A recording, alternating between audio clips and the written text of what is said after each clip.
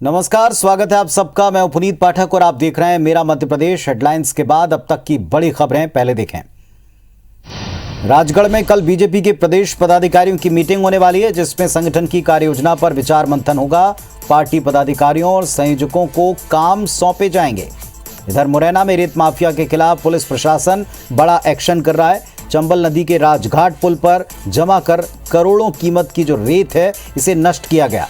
भारी पुलिस बल के बीच ये सब कुछ हो रहा है। मध्य प्रदेश पुलिस की EFIR सेवा भी ट्रायल पर है, लेकिन लोगों ने इसमें रुचि दिखाना शुरू कर दिया। 12 अगस्त से शुरू हुई सेवा में अब तक 237 EFIR दर्ज करा चुके हैं। पन्ना टाइगर रिजर्व की T234 बाघिन ने 3 शावकों को जन्म दिया। जन्म के बाद प्रबंधन काफी खुश है। बाघिन और शावकों को कैमरे में ट्रैप किया गया।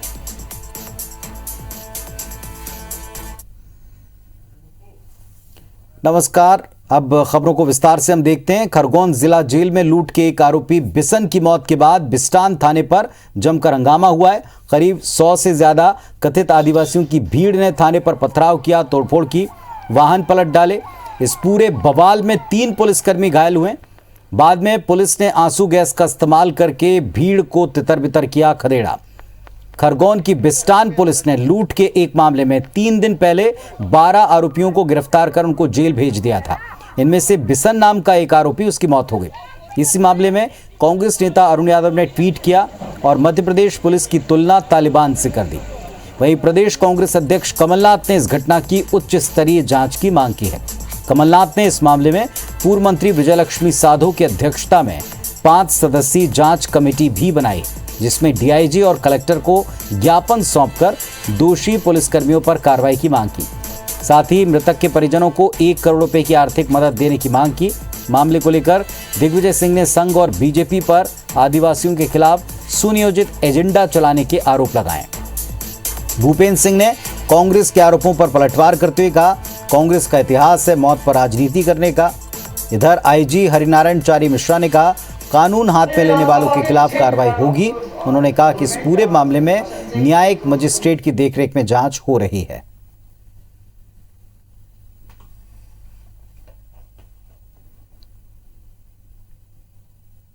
जो भी कोई नो तो वो तो पकड़ी क्या। तो जेल में एक आरोपी की मौत के बाद ये सारा बवाल शुरू हुआ। कई आदिवासी पहुंच गए, थाने का घेराव किया, थाने पर पथराव किया, पुलिसकर्मी इसमें घायल हो गए। इतनी भीड़ थी कि तितर बितर करने के लिए वहां पर आंसू गैस के गोले छोड़े, पुलिस ने उनको खदेड़ा और इस पूरी घटना की न्यायिक जांच के आदेश हो चुके हैं। न्यायिक जांच मजिस्ट्रेट की देखरेख में होगी, ये कहना है IG का। दोषियों को बख्शा नहीं जाएगा। इस पर सियासी एंगल भी दिखने लगे हैं। कांग्रेस पार्टी ने पुलिस की तुलना तालिबान से कर दी। बीजेपी ने पलटवार करते हुए कह दिया, इतना पसंद है तालिबान तो अफगानिस्तान चले जाएं। कांग्रेस के नेताओं ने एक जांच टीम बनाकर इस मामले पर छानबीन शुरू की है और साथ ही साथ प्रहार किया सरकार पर कि आदिवासियों के खिलाफ लगातार एक के बाद एक कई अपराध प्रदेश में हो रहे हैं।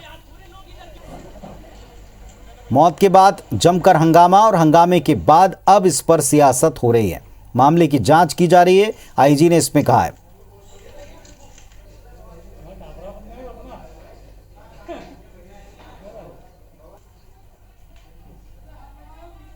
क्या नाम है भाई साहब आपका? पूरे प्रदेश में आदिवासियों के खिलाफ डराने का, धमकाने का भारतीय जनता पार्टी और संघ के सुनियोजित योजना के अंतर्गत किया जा रहा है। कांग्रेस का इतिहास है, हमेशा मौतों पर कांग्रेस राजनीति करती है। घटना दुखद है और उसमें सरकार जो कर सकती है वो करेगी, परंतु कांग्रेस को इस पर राजनीति नहीं करना चाहिए। ये दुर्भाग्यपूर्ण है। हमारे जितने भी पुलिस के जवान थे, उन्होंने बहुत सूझबूझ का परिचय दिया और हमारे 3 जवान भी माइनर इंजरी है उनको। 3 जवान को चोट आई है, बाकी स्थिति नियंत्रण में। पूरे मामले को पूरी तरीके से प्रशासनिक तौर पे काफ़ी गंभीरता से लिया गया है। इस पूरे मामले में गंभीरता से इसमें न्यायिक जांच कराई जा रही है। और भोपाल से एक बड़ी खबर का रुख करते हैं। मुख्यमंत्री शिवराज सिंह चौहान दिल्ली रवाना हो रहे हैं। विशेष विमान से स्टेट एंगर से दिल्ली रवाना हो गए। बीजेपी के वरिष्ठ नेता केंद्रीय मंत्रियों से मुलाकात का कार्यक्रम है। 2 दिवसीय कार्यक्रम तय है। दिल्ली में स्थानीय कार्यक्रमों में भी मुख्यमंत्री शिवराज शामिल होंगे। तो पहले से तय कार्यक्रम के मुताबिक मुख्यमंत्री शिवराज दिल्ली के लिए रवाना हो गए। विशेष विमान से स्टेट एंकर से दिल्ली रवाना हुए हैं। बीजेपी के वरिष्ठ नेता और केंद्रीय मंत्रियों से मुलाकात है। स्थानीय कार्यक्रमों में भी मुख्यमंत्री शामिल होंगे।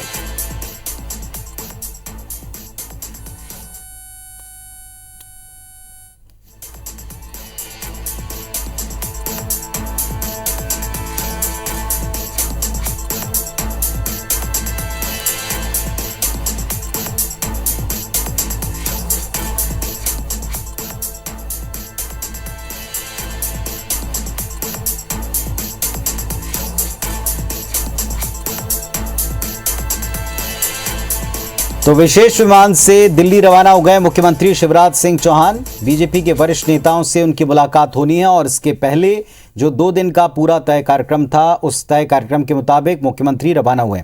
विवेक पटैया हमारे सहयोगी हमारे साथ में जुड़ रहे हैं, सीधे उनका रुख करते हैं। विवेक, क्या डिटेल, क्या जानकारी?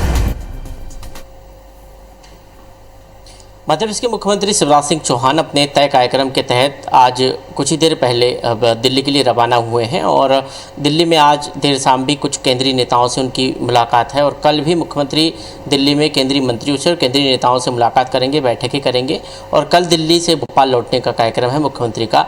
आज ही मुख्यमंत्री अपने 2 दिवसीय दौरे से मुंबई से लौटे हैं और कुछ देर रुकने के बाद फिर मुख्यमंत्री दिल्ली के लिए रवाना हुए हैं और दिल्ली में स्थानीय कार्यक्रम के साथ साथ केंद्रीय मंत्रियों से मध्य प्रदेश के कई जुड़े हुए विषय हैं जिन पर चर्चा होगी। खासकर बाढ़ प्रभावित क्षेत्रों में जिस तरह बाढ़ आई थी, उसके बाद केंद्रीय अध्ययन दल की जो रिपोर्ट है उसके आधार पर मध्य प्रदेश को जो राहत राशि मिलनी है उस पर चर्चा हो सकती है। इसके अलावा केंद्रीय नेताओं से मध्य प्रदेश के सत्ता और संगठन के विषय पर चर्चा हो सकती है। तो काफ़ी महत्वपूर्ण मुख्यमंत्री का ये दो दिवसीय दौरा दिल्ली का है। देखना होगा इसके क्या नतीजे निकल कर सामने आते हैं। चलिए, आप बने रहे हमारे साथ में। एक और अहम खबर अपने दर्शकों को पहले बता दें। दरअसल भारतीय जनता पार्टी के विधायक नारायण त्रिपाठी पिछले कुछ वक्त से पार्टी के खिलाफ मुखर होकर बातें कहते हैं और बिजली का मुद्दा पिछली बार भी उन्होंने कहा था कि इलाके के लोगों को दिक्कत है, दूर करे सरकार। अब की बार फिर मोर्चा खोलते हुए उन्होंने कहा कि क्षेत्र में लोगों की समस्या को लेकर बात करना अगर विद्रोह है तो बागी है, अच्छी बात है। नारायण त्रिपाठी ने कहा, प्रदेश में बिजली की समस्या विकट है, आम उपभोक्ता किसान परेशान है, बिजली के मनमाने बिल आ रहे हैं, वसूलियां की जा रही। कोविड काल के दौरान प्रदेश के ग्रामीण क्षेत्रों में 75% लोग dengue, malaria, viral fever, Covid जैसे लक्षण वाली बीमारियों से पीड़ित हैं। गांव में कोई टेस्ट नहीं हो रहे। बीमारी के पीछे बिजली भी एक बड़ी समस्या है। नारायण त्रिपाठी ने कहा, क्षेत्र की समस्या को लेकर बात करना अगर बगावत है तो अच्छा है। जिन लोगों ने मुझे चुनकर भेजा उनकी समस्या नहीं उठाएंगे तो लोग निपटा देंगे। त्रिपाठी के बयान पर गृह मंत्री ने कहा कि जल्दी बिजली संकट दूर होगा। बिजली की समस्या से सभी लोग पीड़ित हैं, किसान पीड़ित है, घरेलू उपभोक्ता वाले पीड़ित हैं। बिजली के बिल मनमानी आ रहे हैं। बिजली के घरेलू कनेक्शन में हो मीटर लगा नहीं है, इसके बाद भी बिजली के बिल जो मन आता है वो दे दिया जाता है और वो बिल जमा करना पड़ता है, चाहे कोर्ट के आदेश से जमा करना पड़े, चाहे जेल जाने के बाद जमा करना पड़े। यदि क्षेत्र की समस्या को लेकर बात करना विद्रोह है, बगावत और बागी है तो बहुत अच्छा है। इसको जिसको जो समझना हो समझता रहे। तो खुलकर कहा है नेता ने कि अगर अपने क्षेत्र की समस्या एमएलए नहीं उठाएगा तो फिर कैसे जनता अगली बार चुनेगी, निपटा देगी, यहां तक उन्होंने कहा। हमारे सहयोगी विवेक हमारे साथ में जुड़े भोपाल से। विवेक, एक बार फिर नारायण त्रिपाठी ने खुलकर बोला, साफ बोला और समस्याओं पर बोला। देखिए, नारायण त्रिपाठी पिछले कुछ समय से सरकार के खिलाफ लगातार अलग अलग विषय पर मुखरता से जो है बयानबाजी कर रहे हैं, चाहे वो विंध्य प्रदेश को बनाने की मांग हो या फिर अलग अलग मुद्दों पर सरकार को पत्र लिखना हो। और अब उन्होंने बिजली का मुद्दा पिछले कुछ दिनों से उठाया है कि प्रदेश में अघोषित बिजली कटौती से किसान भी परेशान है और आम उपभोक्ता भी परेशान है। यहाँ तक कि उन्होंने ये भी कहा है कि बिजली के जो बढ़े हुए बिल है वो कहीं ना कहीं लोगों को जेल जाने तक के लिए मजबूर कर रहे हैं, उसके बाद भी उनको बिजली के बिल भरना पड़ रहा है। उन्होंने सत्ता और संगठन से मुलाकात के बारे में भी कहा है कि मैं किससे मिलूं, कोई समय दे तो उससे मिलूं। बार बार उन मुख्यमंत्री से भी और संगठन से भी समय मांग रहे मिलने का, हालांकि अभी तक उनको समय नहीं मिला है। लेकिन उन्होंने आज सधे हुए शब्दों में ये कह दिया कि यदि अपनी बातों को रखना, अपनी समस्याओं को बताना, यदि विद्रोह है, बागी होना है तो वो अच्छी बात है। लेकिन उन्होंने कहा कि अपने क्षेत्र की समस्या, अपने क्षेत्र की जनता की समस्या यदि वो नहीं उठाएंगे तो जनता उनको निपटा देगी, और इसलिए ये जरूरी है कि क्षेत्र की समस्या, जनता की समस्या को सरकार तक पहुंचाए। ये पहला मौका नहीं है, इसके पहले भी नारायण त्रिपाठी मुकर होते रहे हैं, चाहे वो कांग्रेस की सरकार के समय की बात हो, उनकी नज़दीकियाँ उस वक्त कांग्रेस के नेताओं से, कांग्रेस की सरकार से देखी गई थी, और उसके बाद जब सत्ता परिवर्तन हुआ प्रदेश में तो भले ही वो बीजेपी के विधायक है, बीजेपी के नेताओं के करीब आ गए, लेकिन आज भी उनके जो तेवर है वो उसी तरह है जिस तरह एक विपक्ष के विधायक के होते हैं। मुखर होकर अपनी बातों को रखते हैं, मुखर होकर अपनी समस्याओं को, जनता की समस्याओं को उठाते हैं, और यहाँ तक कि अभी तक संगठन और सरकार की तरफ से उनको इस विषय पे किसी प्रकार की कोई समझाइश नहीं दी गई। हालांकि कुछ दिन पहले जरूर संगठन से उनकी बातचीत हुई थी, लेकिन किसी प्रकार की कोई समझाइश अभी तक नहीं दी है। नहीं तो अमूमन बीजेपी में ये होता है कि अनुशासनहीनता करने वाले को तत्काल बीजेपी तलब कर लेती है। इस बार देखना होगा, नारायण त्रिपाठी खुलकर सरकार के खिलाफ जो है बगावती सुर बोल रहे हैं, क्या संगठन उन पर कार्रवाई करता है, उनको तलब करता है? शुक्रिया आपका विवेक इस पूरे अपडेट के लिए। तो क्या संगठन तलब करता है, बड़ा सवाल है। फिलहाल तो उनकी ना मुलाकात हो रही है और कह रहे हैं मुलाकात का समय नहीं मिलता। इधर मध्य प्रदेश कांग्रेस के कार्यकारी अध्यक्ष रामनिवास रावत ने आरएसएस की तुलना तालिबान से की। कहा कि उनकी नजर में आरएसएस एक षड्यंत्रकारी संगठन है जो साइलेंट तरीके से तालिबानी जैसी विचारधारा पर लगातार काम कर रहा है। इसका काम सामाजिक सौहार्द बिगाड़ना है। रामनिवास रावत के इस बयान पर बीजेपी ने पलटवार किया। सांसद विवेक नारायण शेजवलकर ने कहा कि कांग्रेस सत्ता से बाहर है, इसलिए अपनी खींच निकाल रही। आरएसएस की स्थापना 1925 में हुई थी। देश में कई स्वयंसेवक हैं, प्रधानमंत्री, मंत्री, राष्ट्रपति तक आरएसएस के स्वयंसेवक रहे हैं। देश का नेतृत्व करके एक अच्छा उदाहरण पेश कर रहे हैं।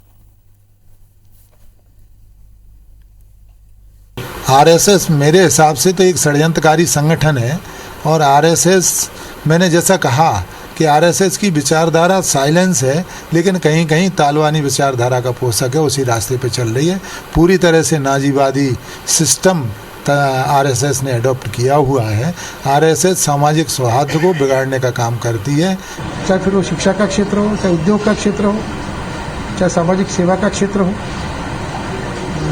ऐसे राष्ट्रीय स्वयंसेवक संघ के बारे में इस तरह की पूरी तरह गैर जिम्मेदाराना और अनुचित टिप्पणी करना, मेरा मानना है ये इस तरह की टिप्पणी किसी प्रकार की प्रतिक्रिया देने लायक नहीं है। इंदौर में आयोजित सांप्रदायिक सद्भावना सम्मेलन को संबोधित करते हुए राज्यसभा सांसद दिग्विजय सिंह ने संघ और बीजेपी को जमकर कोसा। दिग्विजय ने कई घटनाओं को उल्लेख करते हुए कहा कि देश में धीरे धीरे माहौल बिगाड़ा जा रहा है। सांप्रदायिकता का जिन्न जब तक बोतल में बंद था तब तक फूट डालने वाली सोच की दाल नहीं गली। दिग्विजय सिंह ने संघ की विचारधारा को सिर्फ तोड़ने वाली बताया। उन्होंने संघ और बीजेपी नेताओं को बहस की चुनौती दी। दिग्विजय सिंह ने कहा, तोड़ने वाली विचारधारा से डरने की नहीं, लड़ने की जरूरत है। उन्होंने आरएसएस को फूट डालो राज करो की तर्ज पर राजनीति करने वाला एक संगठन करार दिया। कहा कि 1976 में कांग्रेस में जब वो आए तब से बीजेपी और संघ की विचारधारा से लगातार वे लड़ रहे हैं।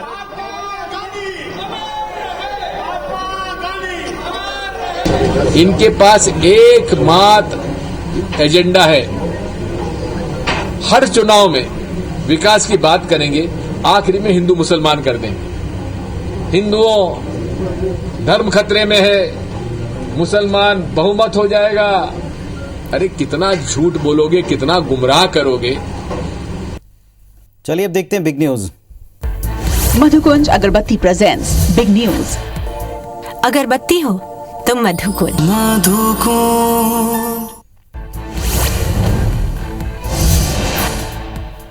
राष्ट्रीय राजधानी नई दिल्ली में कल सुबह केंद्रीय मंत्रिमंडल की बैठक है, जिसमें प्रधानमंत्री मोदी, गृह मंत्री अमित शाह, रक्षा मंत्री राजनाथ सिंह समेत बीजेपी के तमाम बड़े नेता मौजूद रहेंगे।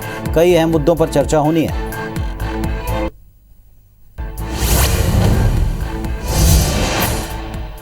प्रधानमंत्री नरेंद्र मोदी ने श्री गुरु ग्रंथ साहिब के प्रकाश पर्व के अवसर पर लोगों को शुभकामनाएं दी।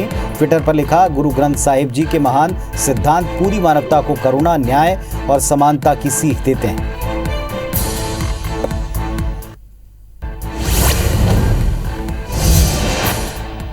हरियाणा की सीएम मनोहर लाल खट्टर ने पैरालंपिक खिलाड़ियों को सम्मानित करने का ऐलान किया। कहा कि जैसे ओलंपिक में हरियाणा एक अग्रणी प्रदेश रहा है, वैसे ही पैरालंपिक में भी हरियाणा में खिलाड़ियों ने 19 में से 6 पदक जीते हैं। 18 से 20 सितंबर के आसपास कार्यक्रम आयोजित करने की संभावना है। सभी पैरालंपिक खिलाड़ियों को सम्मानित किया जाएगा।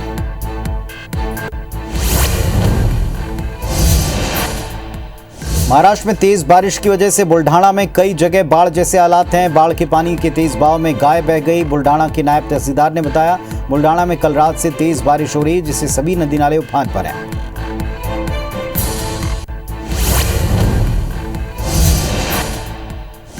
तालिबान के रहबरी शूरा के प्रमुख मुल्ला मोहम्मद हसन अखुंद को मुल्ला हिब्तुल्ला अखुंदजादा ने अफगानिस्तान के नए प्रमुख के तौर पर नामित किया। एक पाकिस्तानी मीडिया रिपोर्ट में इसकी जानकारी है। इस बात की खबर सामने आई कि तालिबान 9/11 हमले वाले दिन 11 सितंबर को नई सरकार का ऐलान कर सकता है।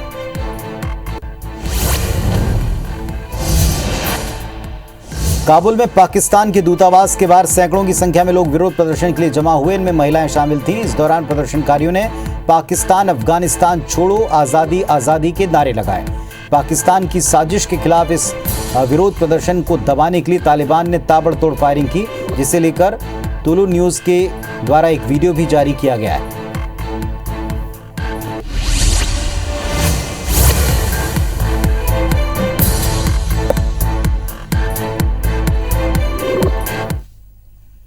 तो इस बुलेटिन में फिलहाल इतना ही। खबरों अपडेट्स के लिए आप देखते रहें IBC 24। नमस्कार।